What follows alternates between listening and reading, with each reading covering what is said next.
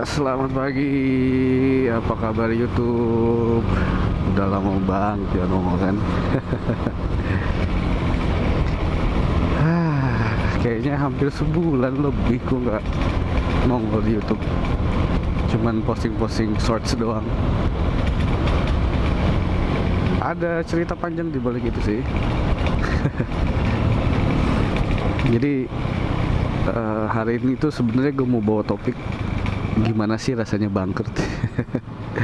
Ya itu juga yang jadi penyebab kenapa gue nggak nongol-nongol di YouTube dan di beberapa sosial media lain kecuali WhatsApp mungkin yang kontak gue masih bisa hubungin. Jadi gue habis kena masalah di usaha gue sekitar bulan puasa lalu. Ya ada salah satu kepala tim di lapangan, atau ya bahasa awamnya biasa kita bilang apa ya, mandor lah ya, yang tidak amanah.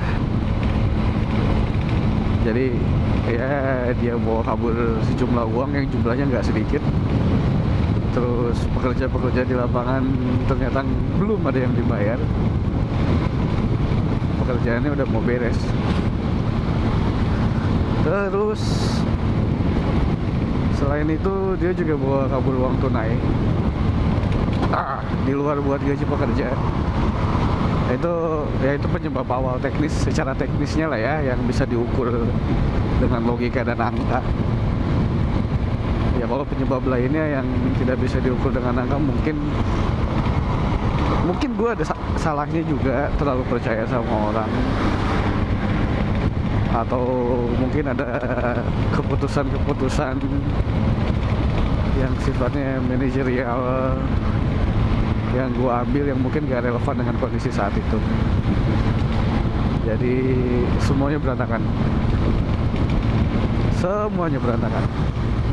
Usaha gue berantakan, pekerjaan yang sedikit lagi selesai jadi jangka gantung karena gue udah gak punya cash flow buat nerusin. Tapi alhamdulillah ya masih bisa berjalan walaupun sangat lambat, lebih lambat dari yang gue bayangkan atau dengan yang biasa gue kerjakan pada kondisi normal.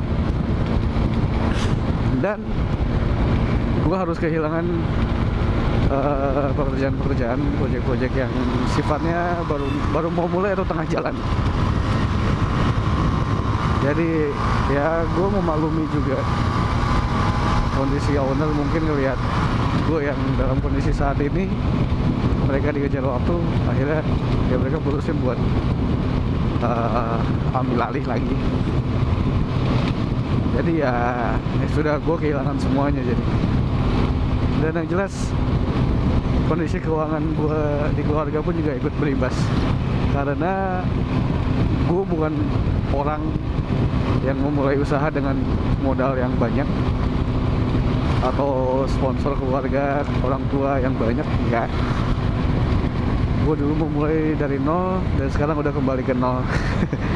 Minus lagi sih, malah minusnya jauh banget. Bahkan dari saat gue mulai, ini lebih parah sih.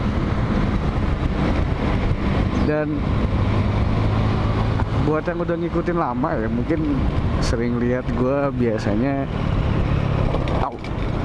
jalannya jelek.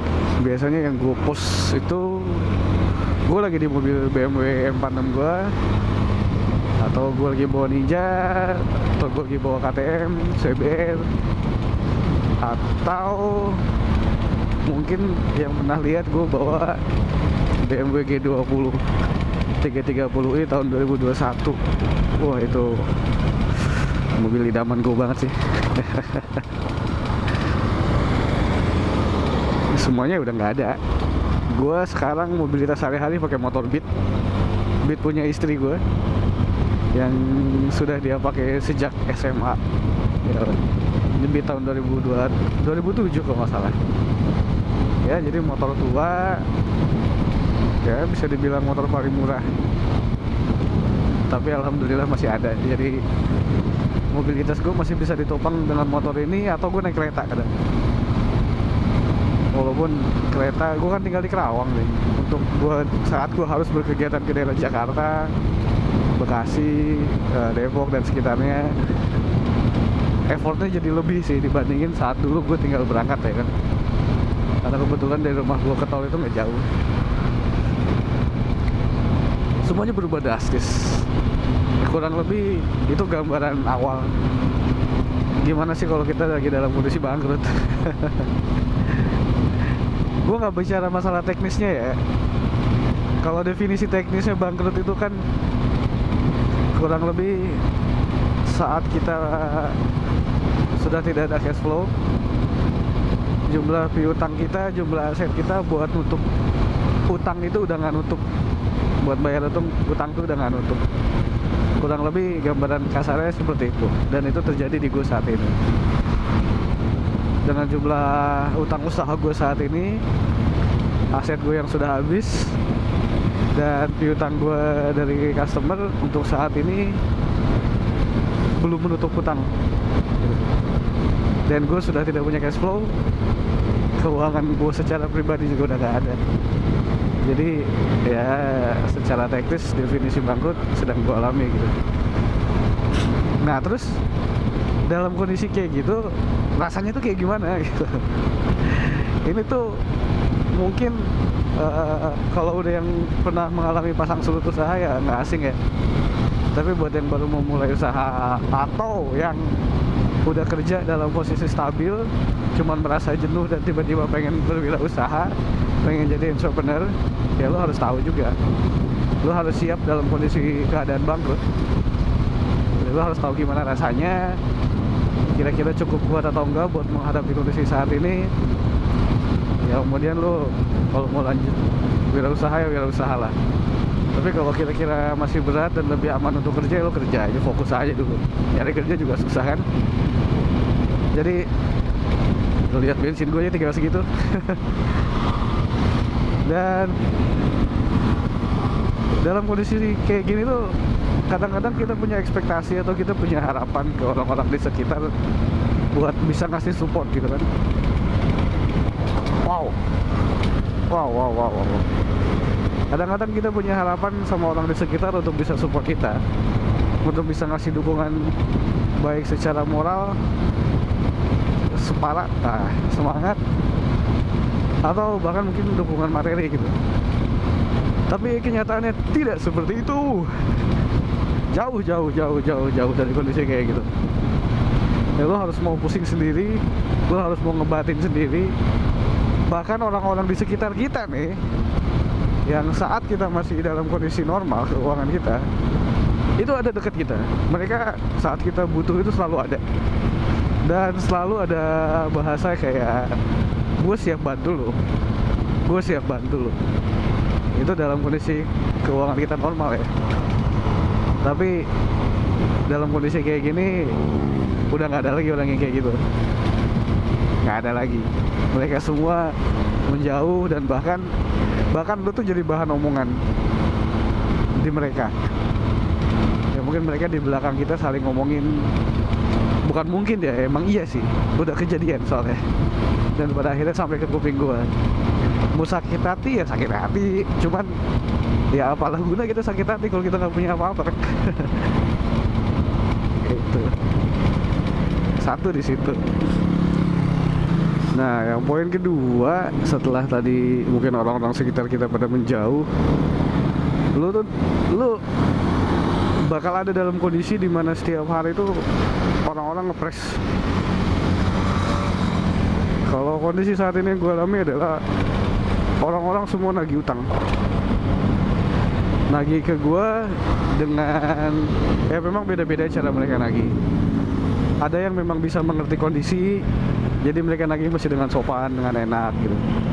Tapi ada orang yang mungkin mereka tidak pernah dalam posisi kayak kita, jadi nggak pernah jalanin usaha dan jatuh kayak kita tuh mungkin nggak pernah. Pada akhirnya cara mereka nagih pun ya udah nggak mau tahu, pokoknya lo janji tanggal sekian harus masuk, gue nggak mau tahu, kurang lebih kayak gitulah. Dan itu kuping kita harus siap panas setiap hari gitu.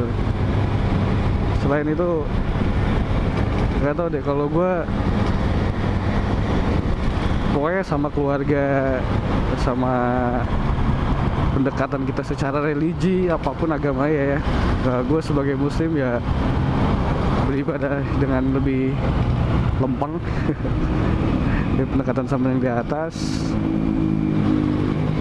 itu mesti lebih, setidaknya apa ya, itu kan udah jelas, itu sudah jelas jalan satu-satunya kita untuk minta bantuan.